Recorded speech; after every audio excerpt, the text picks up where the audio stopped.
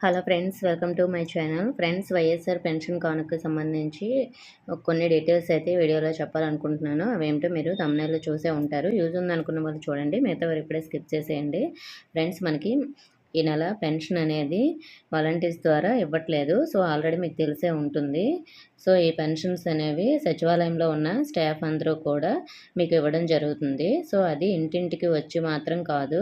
So మీరే సచివాలయం దగ్గరికి వెళ్ళి పెన్షన్ అనేది తీసుకోవాలి.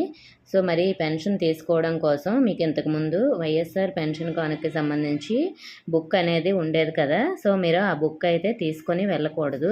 సో ఎలక్షన్ కోడ్ ఉన్నందువల్ల మీరు పెన్షన్ బుక్ అనేది తీసుకొని వెళ్ళకండి. ఎందుకంటే దాని మీద మనకి ఆల్రెడీ జగన్ గారి ఫోటో ఉంటుంది కాబట్టి.